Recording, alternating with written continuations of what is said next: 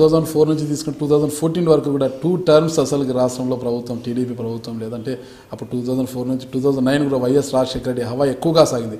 అంటే ఇక టీడీపీ ఉంటుందా ఉండదా అన్న ఒక భావన కూడా ప్రజల్లో వ్యక్తమైన నేపథ్యంలో పయ్యావుల కేశవ్ గారు రాజశేఖర రెడ్డి గారితో మంత్రాలు చేస్తున్నారు, కాంగ్రెస్ పార్టీలోకి చేరిపోతున్నారని ఒక విమర్శలు కూడా అప్పట్లో వెళతాయి. అది ఎంతవరకు నిజమంటారు? నేను రాజశేఖర రెడ్డితో మంతనాలు చేసేవాడిని అయితే అంత బహిరంగంగా కాన్ఫ్రంటేషన్కి వెళ్ళేవాడిని కాదు. రాజశేఖర రెడ్డి గారు ఆ రోజు ఆపరేషన్ ఆకర్ష్లో కానీ ఇంకోటి కానీ ఆయన బలమైనటువంటి గొంతుల్ని లోపలికి తీసుకోవాలనుకున్నాడు. ఆయన రహస్యంగా ఎందుకు సాక్షాత్తు శాసనసభలోనే పిలిచాడు కదా, లైవ్ క్లిప్పింగ్ లైవ్ టెలికాస్ట్ ఉంది కదా, నువ్వు ఉండాల్సింది అక్కడ కాదు ఇక్కడ రా అనేటువంటిది శాసనసభలోనే పిలిచాడు ఆయన. తీరా మీరు వెళ్దాం కాంగ్రెస్ పార్టీలో కాంగ్రెస్ కప్పుకుంటాం అనుకునే నేపథ్యంలో ఆయన మృతి చెందడంతోనే మీరు ఆగిపోయారు అన్నది ఒక ఇది అస్సలు బేస్లెస్ ఎలిగేషన్. ఆ రోజున చాలా ఒత్తిడి, చాలా రకాలుగా మీరు వస్తే మీకు పొలిటికల్ ఫ్యూచర్ ఇట్లా ఉంటుంది అట్లా ఉంటుంది అని చెప్పినా కూడా అంటే పొలిటికల్గా నన్ను ఈ స్థాయికి తీసుకొచ్చింది తెలుగుదేశం పార్టీ. నన్ను ఇంతటి వాడిని అవకాశాలు ఇచ్చి చేసింది చంద్రబాబు నాయుడు గారు. మనిషి డిఫికల్ట్ టైమ్స్లో ఉన్నప్పుడు వదిలేసి వెళ్ళడం అసలు కేశవ్ సహజ నేచర్కి విరుద్ధం. అది అంటే లాయల్టీ అనేటువంటిది పుట్టుకతో నుంచి వచ్చినటువంటిది. అంటే నేను పెరిగినటువంటి పరిస్థితులు కావచ్చు, మా నాన్న వాళ్ళ ప్రభావం కానీ, ఆయన ఎప్పుడు నాకు జీవితంలో ఆయన చెప్పిన చాలా తక్కువ మాటలు కానీ అవి నాకు ఎప్పుడు గైడింగ్ ప్రిన్సిపల్స్. నువ్వు ఎప్పుడు నమ్మిన వాడిని నమ్ముకున్న వాడిని వదలొద్దు, నిన్ను నమ్ముకున్న వాడిని వదలొద్దు, నువ్వు నమ్మిన వాడిని వదలొద్దు. నమ్ముకున్న వాడిని ఎంత బరువైనా సరే ఎంత కష్టమైనా సరే నీకు చివరి అవకాశము చివరి శక్తి ఉన్నంత వరకు నువ్వు మొయ్యాలి. ఆయన్ని ఆ ఒక్క టైటిలే ఆయన లైఫ్ అంతా కూడా సాగదీసింది. ఏంది నమ్మితే ఆయన వదలడు అనేటువంటిది. ఇవాళ నాకు అదే పరిస్థితి. నేను ఐఎమ్ లుకింగ్, నేను ఎవరికి కోట్ల రూపాయలు ఇవ్వలేదు, ఆస్తులు రాసి ఇవ్వలేదు, దోపిడీ చేసి పెట్టలేదు. ఎందుకున్నారు? నమ్మితే ఇతను జీవితకాలం మనతోనే ఉంటాడు, మన కష్ట సుఖాల్లో పాలు పంచుకుంటాడు. అది పని అవుతుందా కాదా అన్నదానికన్నా కానీ మనతో ఒకటిగా ఉంటాడు అని. So the same thing to the boss. నమ్మిన వాడిని నమ్ముకున్న వాడిని వదిలే ప్రసక్తి అనేటువంటిది అది పయ్యావుల కేశవ్ సహజ స్టైల్కి విరుద్ధం. ప్రస్తుతం తీసుకుంటే నియోజకవర్గంలో మీ సోదరుడు పయ్యావుల శీనప్ప గారిది ఎక్కువ ప్రభావం ఉంటుంది, గ్రూపుల్ని పెంచడం లబ్ధి పొందడం లాంటి పనులు చేస్తుంటారు అన్నది ఉంది. నాకన్నా ఎక్కువ ఆయన పాపులర్, దానికి నేనేం చేయాలి? It's a fact. నేను దాన్ని డినై చేయడం లేదు. మీ యొక్క ఇప్పుడు సహజంగానే నాకన్నా ముందు రాజకీయాల్లో ఉన్నాడు, నాకన్నా ఎక్కువ ఆయన పాపులర్ కాన్స్టిట్యున్సీలో. నా దగ్గరకు వచ్చి కూర్చున్నా కూడా ఒక 300 మంది వస్తే చాలామంది నాతో కూర్చుని ఏంట్రా వచ్చారు అని అంటే ఏం లేదు సార్ అన్నతో పని ఉంది అని అంటారు. సో అంటే ఆయన నాకన్నా ఎక్స్ట్రా మైల్ పోతాడు. నేనున్న బిజీలో నేను కొంతమందిని కలవచ్చు, కలవలేకపోవచ్చు, వాడి పర్సనల్ది వినొచ్చు, వినలేకపోవచ్చు. He goes to that extra mile.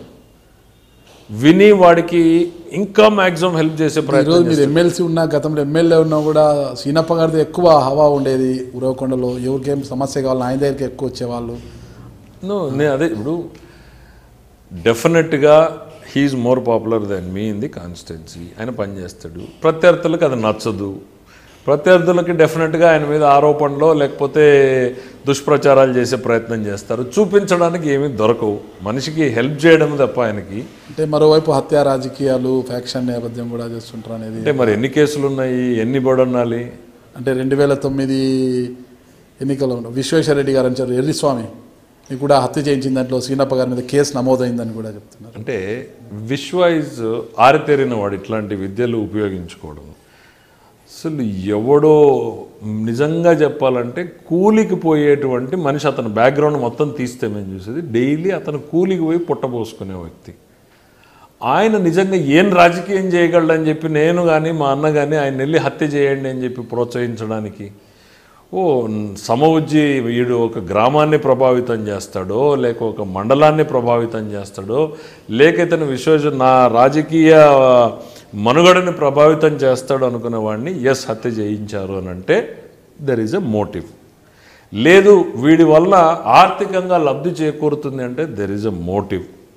మనిషికి ఏదైనా ఇప్పుడు హత్యలాడి నిర్ణయం తీసుకోవాలి అని అంటే ప్రగాఢమైనటువంటి మోటివ్ ఉండాలి.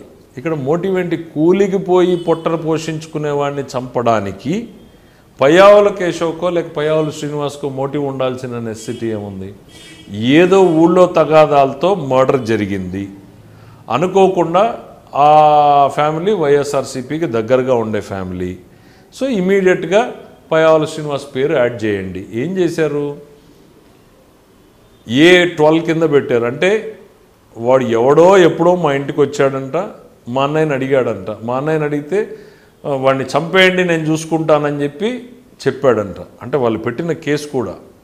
దీనికి సాక్ష్యం ఎవరు అంటే అప్పుడు మా అన్నని కలవడానికి వచ్చిన ఇంకో 2 వ్యక్తులు. నిజంగా మీరు చెప్పండి, హత్యా రాజకీయాలు చేసేవాడు ఎవడన్నా రూమ్లో పబ్లిక్ మీటింగ్లో కూర్చుని వాడిని చంపండి నేను చేస్తాను, ఒక 2 కొత్త విట్నెస్లు పెట్టుకుని చేస్తారా? అంటే కేవలం దుష్ప్రచారం చేయడం కోసం ఆయన్ని A12గా కేసులో పడుంటే 1 సంవత్సర కాలం తిరుగుతాడులే అనేటువంటి 1% కూడా కేసు కోర్టులో నిలబడే కేసు కాదు.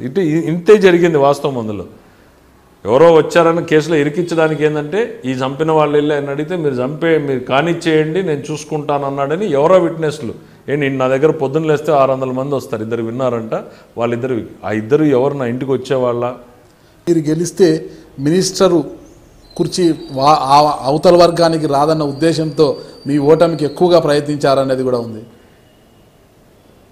ఉందా లేదా అనేటువంటిది కొంచెం పక్కన పెడదాం. మహాభారతం ఏంటి? దాయాదుల మధ్య పోరు.